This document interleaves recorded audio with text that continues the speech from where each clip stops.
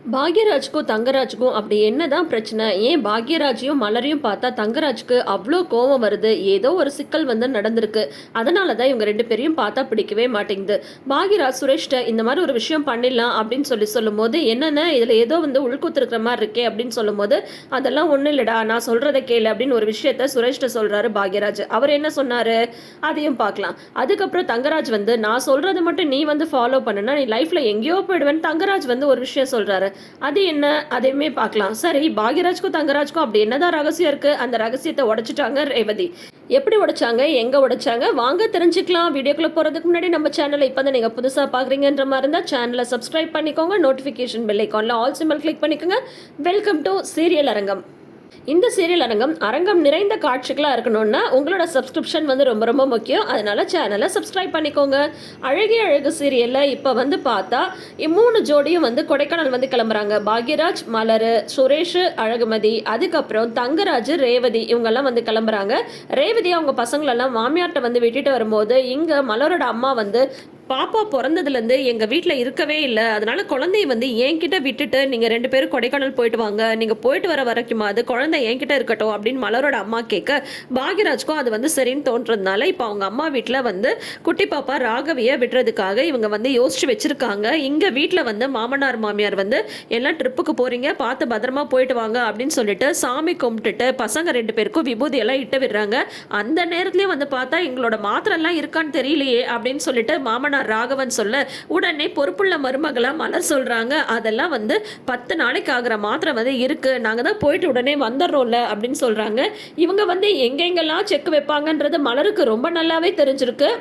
எல்லா செக்மேட்டையும் வந்து உடச்சிட்டு ஒரு வழியாக காரில் வந்து ஏறி உக்காடுறாங்க. முதல்ல பார்த்தா யார் கார் ஓட்டுறதுங்கும் போது சுரேஷ் வந்து நானே ஓட்டுறேன்னு சொல்கிறாங்க. அப்போ பார்த்தா சரி மதி, அப்போ நீ முன்னாடி உட்காந்துக்கோ அப்படின்னு மலர் வந்து சொல்ல, உன்னை வந்து இல்லைண்ணா நீயே வந்து முன்னாடி உட்காரு, எனக்கு வந்து வழி தெரியாதுல்ல, நீ தானே சொல்லணும் அப்படிங்கும்போது சரி ஓகே அப்படின்னு சொல்லிடுறாங்க. இப்போ சுரேஷ் பாக்யராஜ் முன்னாடி உட்காந்துட்டு இருக்காங்க, பின்னாடி மதி மலர் நடுவில் குட்டி பாப்பா உட்காந்துட்டு இருக்காங்க. அப்போ வழியில் வந்து போயிட்டு இருக்கும்போது இந்த வழியாக திருப்பு வண்டி அப்படிங்கும்போது, ஏன்னா நம்ம நேராக தானே போகணும் அப்படிங்கும்போது, நான் சொல்கிறத கேளுடா, மலர் வீட்டுக்கு போயிட்டு போகலாம் அப்படின்றாங்க. ஓ அப்படியா, இது என்னென்ன இந்த இதில் வந்து ஏதோ டெஸ்ட் இருக்கிற மாதிரி தெரியுது, ஏதாவது ரகசியம் இருக்கோ அப்படின்னு சொல்லிட்டு கேட்குறாங்க. கேட்கும்போது உடனே மலர் வந்து சொல்கிறாங்க, இல்லை ராகவி பாப்பாவை எங்கள் அம்மா வீட்டில் வந்து விட சொல்கிறாங்கடா, அதுக்காக தான் வீட்டில் வந்து இந்த விஷயம் தெரிஞ்சால் அவங்க வந்து ஒத்துக்க மாட்டாங்கல்ல, அதனால தான் நம்ம போகிற வழியில் பாப்பாவை எங்கள் அம்மா வீட்டில் வந்து விட்டு போயிடுவோம் அப்படின்னு சொல்லும்போது, என்ன அண்ணி உங்கள் 2 பேருக்கு மட்டும் ஹனிமூனாங்கும் போது குழந்தைய வச்சுட்டு என்னடா பேசுகிற அப்படின்ற மாதிரி சொல்கிறாங்க. சுரேஷ்க்கு இந்த மாதிரிலாம் கூட பேச தெரியுமா, யதார்த்தமாக பேசுவாரான்றதே மதிக்கு இப்போதான் தெரியுது. அதுக்கப்புறம் மலரோட அம்மா வீட்டுக்கு வந்து போகிறாங்க. அங்கே வந்து பார்த்தா இவங்க எல்லாரையும் வரவேற்கிறாங்க அவங்க அம்மா. அதுக்கப்புறம் அவங்க தம்பி வந்து வெளியில் வந்து வராங்க. காரில் வந்து வரும்போதே பாட்டி வீட்டில் தன்னை விட போகிறாங்கன்னு தெரிஞ்ச அந்த குட்டி பாப்பா, இல்லை நான் கொடைக்கானலுக்கு தான் வருவேன்னு சொல்கிறாங்க, சரி எதுனாலும் அங்கே போய் பேசிக்கலான்னு பாக்யராஜ் சொல்லிடுறாரு. அப்புறம் கார்த்தி வந்து வெளியில் வராரு, மலரோட தம்பி, அவர் வந்து எல்லாரையும் வாங்கன்னு சொல்கிறாங்க. ஆனால் சுரேஷ்கிட்ட மட்டும் பேசுறதில்லை. ஏன்னா சுரேஷ் வந்து இந்த தங்கராஜ் சொல்லி நடு ரோட்டில் ஸ்ருதிகிட்ட பேசிட்டு இருந்ததுனால அடிச்சிடுறாங்க இல்லையா, அதாவது பாக்யராஜோட தங்கச்சி. சொல்லப்போனால் ஸ்ருதிக்கு கார்த்திக் மேலே ஒரு கண்ணு தான், அவரை கல்யாணம் பண்ணிக்கணும்னு தான் அவங்க நினைக்கிறாங்க. ஆனால் வீட்டில் ஒத்துப்பாங்களா? கண்டிப்பாக மாட்டாங்க. முக்கியமாக தங்கராஜ் மாட்டவே மாட்டார். அங்கே போகிற மலர் வந்து சுரேஷ் கார்த்திகிட்ட வந்து மன்னிப்பு கேளு அப்படின்னதும், அண்ணி எதுக்கு நீ அப்படின்னதும், அதை பாரு நீ வந்து உங்கள் மாமா சொன்னாங்கன்னு தானே என் தம்பியை வந்து அடிச்சு, அப்போ நான் பேசாமல் இருந்தேன், ஆனால் நீ வந்து இவனை அடித்தது தப்பு தானே, சம்மந்தம் இல்லாமல் எதுக்கு நீ வந்து இவனை நடு ரோட்டில் வச்சு அடிச்ச, நான் சொல்கிறத கேளு, மன்னிப்பு கேளு அப்படின்னு சொல்லவும், அண்ணி சொன்னதும் அப்படியே கேட்டுறாரு சுரேஷ். சொல்ல போனால் தங்கராஜனால தாங்க சுரேஷ் இந்த மாதிரியே இருக்காரு. இப்போ வந்து அவர் மன்னிப்பு கேட்குறதையும் மதி வந்து நோட்டட் அப்படின்னு சொல்லிட்டு நோட் பண்ணி வச்சுக்கிறாங்க. அதுக்கப்புறம் வந்து எல்லாம் பேசிட்டு வந்துட்டு சரி கிளம்பலாம் அப்படிங்கும்போது, ராகவி நீ இங்கே இருக்கியா அப்படின்ற மாதிரி அவங்க பாட்டி கேட்குறாங்க. நான் அப்பா அம்மாவோட தான் போவேன் அப்படின்னு அந்த குட்டி பாப்பா சொல்லும்போது, நீ கேட்குறதெல்லாம் வாங்கித்தரேன், சாக்லேட் வாங்கித்தரேன், மாமா இருக்காங்க விளையாடலாம் அப்படின்லாம் அவங்களும் எவ்வளோ தூரம் சமாதானப்படுத்துகிறாங்க. அதுக்கப்புறம் ஒரு கட்டத்தில் குட்டி பாப்பாவும் வந்து ஒத்துக்கிறாங்க. ஸோ குழந்தைய பற்றி நீ கவலைப்படாத, நீங்களாம் சந்தோஷமாக போயிட்டு வாங்கன்னு அனுப்பி வைக்கிறாங்க. இவங்க 4 பேரும் காரில் ஏறி இப்போ கிளம்புறாங்க. இவங்க 4 பேரும் ஒரு ரெஸ்டாரண்ட்டில் வந்து வெயிட் பண்ணிட்டு இருக்கும்போது அங்கே தங்கராஜும் ரேவதியும் வராங்க. அவ்வளோ நேரம் இல்லை, நல்லா தான் போகுது. சுரேஷ் வந்து அப்பப்போ மதியையும் பார்க்குறாரு தான், இல்லைன்னா சொல்லவே முடியாது. ஆனால் மதி வந்து ஒரு விதம்னா இவர் இன்னொரு விதம். மதி வந்து பயங்கர ஸ்ட்ரைட் ஃபார்வர்ட். அவங்க எதுனாலும் நேரடியாக கேட்டுருவாங்க. ஆனால் இவரும் வந்து பார்த்தீங்கன்னா ஸ்ட்ரைட் ஃபார்வர்டு தான். ஆனால் அவங்க மாமா கிழிச்ச கோட்டை தாண்ட மாட்டார். இப்போ வந்து வந்தாங்களே சரி ஜோடி ஜோடியாக உட்காந்து சாப்பிட்லான்றது தோணுதோ. ரேவதியும் தங்கராஜும் வந்ததும் தங்கராஜ் வந்து இந்த சுரேஷை வந்து கூப்பிட்டு தன் பக்கத்தில் வந்து உட்கார வச்சுக்கிறாரு. அதுக்கப்புறம் வந்து ஆர்டர் கொடுக்கும்போது வந்து பார்த்தீங்கன்னா இருக்கிறது எல்லாமே சொல்லுங்கன்னு சொல்லிட்டு அதுக்கப்புறம் ஒரு தோசை ஆர்டர் பண்ணுறாரு. இதே தானே அந்த வந்து ஆரம்பத்துலேயே தோசை இருக்குன்னு சொன்னாங்கல்ல வெயிட்டரு. ஆனால் அவர் ஆர்டர் பண்ணாங்களா பார்த்தீங்களா? முதல்ல ஆர்டர் பண்ணால் அவரோட கெத்து போயிடும் அதுதான் அப்படின்ற மாதிரி ரேவதி வந்து சொல்லிட்டு இருக்காங்க. என்ன நீ பாப்பா வந்து உங்க அம்மா வீட்டில் விட்டு வந்துட்டீங்களா அப்படின்ற மாதிரி கேட்குறாங்க. இந்த நாத்தனாரும் இந்த அண்ணியும் பார்க்கும்போது அவ்வளோ சந்தோஷமா இருக்குங்க. ரெண்டு பேருக்குள்ளார வந்து பார்த்தீங்கன்னா எந்த ஒரு ஒளிவு மறைவும் கிடையாது.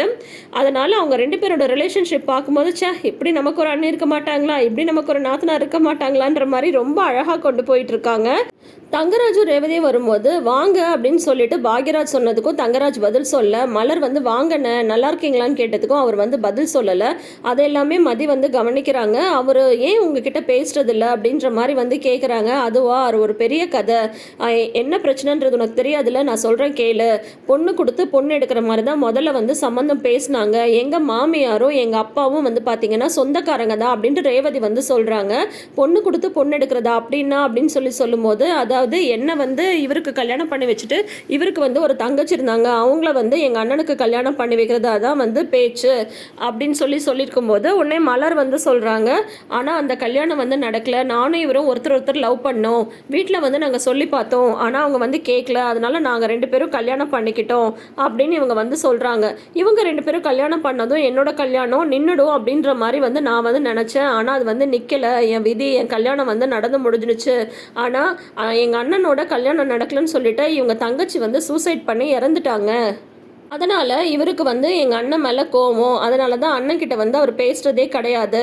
ஆனால் இதில் அண்ணனோட தப்பு எதுவும் இல்லை, இவங்க ரெண்டு பேரும் விரும்புகிறாங்கன்றத வீட்டில் எவ்வளவோ தூரம் வந்து எடுத்து சொன்னாங்க, அவங்க வந்து கேட்கல. இப்போ வந்து பார்த்தா இந்த கல்யாணம் நின்றுடும்னு சொல்லி நினைக்கும் போது ஆனால் இவர் வந்து என்னை கல்யாணம் பண்ணிக்கிட்டாரு. அதனாலேயே எங்கள் அப்பா அம்மாவுக்கு இவருன்னா அவ்வளோ மரியாதை. அவர் காரு எங்கள் வீட்டிலேருந்து புறப்பட்டா போது எங்கள் அப்பா அம்மா அங்கே வந்து தெருவில் நின்றுட்டுருப்பாங்க வரவேற்கிறதுக்கு. இவர் வந்து என்ன சொன்னாலும் எங்கள் அப்பா அம்மா வந்து தட்ட மாட்டாங்க. ஆனால் தான் சொல்கிற தான் நடக்கணும் அப்படின்றது எங்கள் வீட்டுக்காரருக்கு. எப்படியோ அப்படியே என் வாழ்க்கை வந்து ஓடிடுச்சு அப்படிங்கும்போது என்னக்கா சொல்கிறீங்க, அப்போ நீங்கள் சந்தோஷமா இல்லையா அப்படின்னு மதி வந்து கேட்குறாங்க.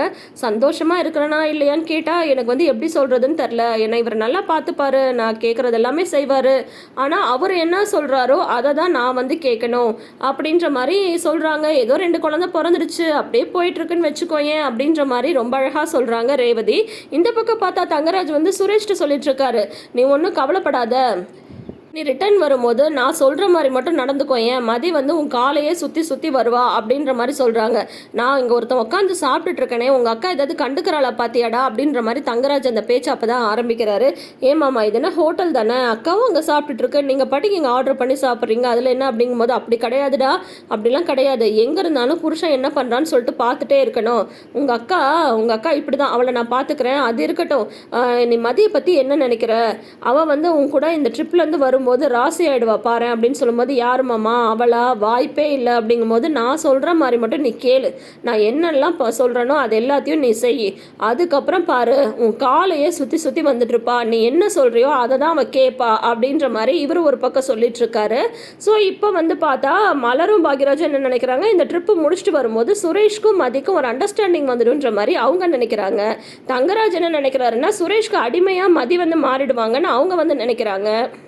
இந்த ட்ரிப்பு யாருக்கு நல்லதோ இல்லையோ கண்டிப்பாக மலருக்கு வந்து நிம்மதியாக ஒரு மூச்சு விட முடியும் அப்படின்ற மாதிரி தான் நான் வந்து நினைக்கிறேன். தங்கராஜ் சின்ன சின்ன குடைச்சல் கொடுத்துட்டு தான் இருப்பார், பட் இருந்தாலும் அந்த வீட்டு வேலை, அந்த டென்ஷன், சொல்லப்போனால் கிட்டத்தட்ட அந்த வீட்டில் வந்து ஒரு நவீன அடிமை மாதிரி இருந்துகிட்ருக்காங்க மலர். அதுலேருந்து எல்லாத்துலேயும் ஒரு 3 நாள் சுதந்திரமாக வந்து அவங்க இருக்க போகிறாங்க. நான் சொன்ன இந்த விஷயங்களில் என்னெல்லாம் நடக்க போகுதுன்னு நீங்கள் வந்து நினைக்கிறீங்கன்றதை மறக்காமல் கமெண்ட் செக்ஷனில் வந்து சொல்லுங்கள். இந்த சீரியல் உங்களுக்கு பிடிக்குமா, பிடிச்சிருந்தா வீடியோக்கு ஒரு லைக் கொடுங்க. தொடர்ந்து அப்டேட்ஸ்க்கு நம்ம சேனலை சப்போர்ட் பண்ணுங்கள். சீரியல் அரங்கம் சேனலை மறக்காமல் சப்ஸ்கிரைப் பண்ணிக்கோங்க. அரங்கத்தை ஹவுஸ்ஃபுல்லாக வைங்க. தேங்க்யூ.